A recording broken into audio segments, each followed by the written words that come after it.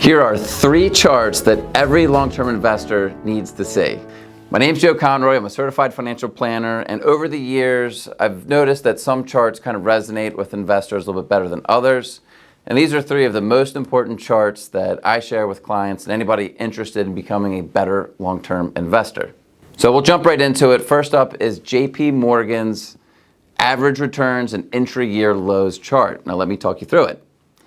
What you're going to notice here is you see a lot of gray bars and some red dots. Let's start with the gray bars first. And this chart shows the S&P 500 return going back every year to 1980. The gray bar is where the market ended at the end of the year. So from the beginning to the end of the year, if the gray bar is up, that means it was a positive year. And if the gray bar was down, that means it was a negative year in the markets. So what jumps out at you as you look at this chart? Are there more gray up bars or more gray down bars? So 32 out of 42 years, there's positive gray bars, meaning there's a positive return in the market. And on average, over this time frame, the market returns somewhere between 9 and 10% each year. But that's the average. So take a look at the gray bars and see where 9 and 10% is where the year ended. Very infrequent, just maybe a couple, right? So each year, the market usually has a bigger up year or it misses, but very rarely does it actually hit right inside that average return window. Now, let's go to the red dots. And what are these red dots? Let me make sense of it for you. The red dots signify an intra-year low, meaning the market's growing, and then at some point, there's a peak to trough. So that drawdown at some point in the year, and there always is one, so there's a red dot that's always lower. Market doesn't go straight up. That is the intra-year low. So as long as you didn't sell your investments during that downturn, you usually got something better. Very rarely does it end on the red dot. Not ever if you're looking at this chart. So let's pick out an extreme example. So 2020, COVID, very quick drawdown and a pretty quick recovery, but you'll get my point. So in the year 2020, we see a negative 34% drop. That's that red dot. But where did the market end up? The S&P 500, even though there was a 34% drop, finished the year up 16%. Now, I think this is a super important chart to understand in times of volatility like we're currently experiencing. At some point, we'll have a red dot, that'll be the low, and the markets will hopefully finish higher than where the red dot is. So let's move on to chart number 2. This is one that probably a lot of people haven't seen. It comes to us from Russell Investments. Bull versus bear markets. The yellow boxes are bull markets, meaning an up market of more than 20%, full cycle. And then the little gray bars underneath, those are bear markets, defined as a 20% drop or more. So there might be a couple of things that jump out at you as you look at this chart, and that is there are a lot more bull big boxes, meaning the bull markets and the up markets are a lot bigger and longer than the bear markets. The drops are shorter and they don't go down as far as the bull markets go up.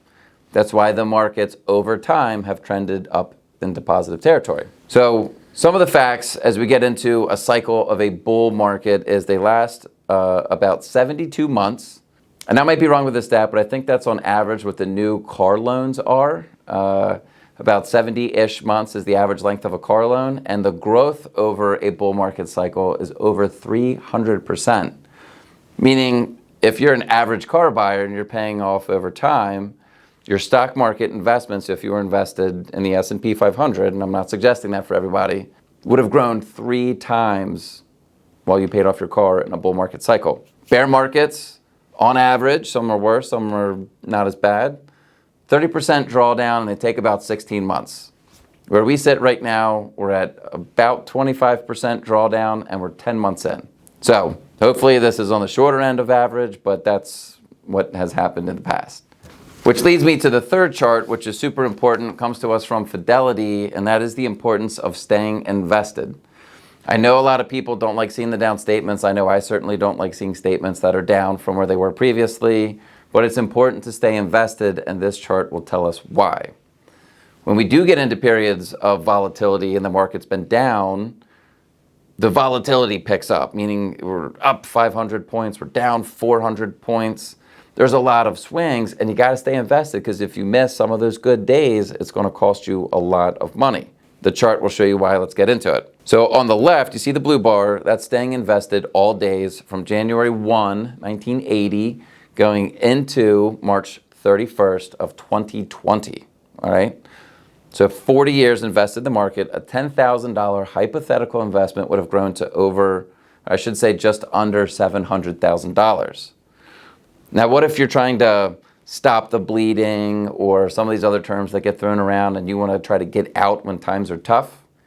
If you miss just the 5 best days in the market over that 40-year time frame, just 5 of the best days, you're missing out on $265,000 of growth.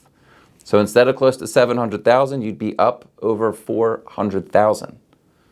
So that's what just 5 days could cost you. It costs you even more if you miss the 10 best days, right?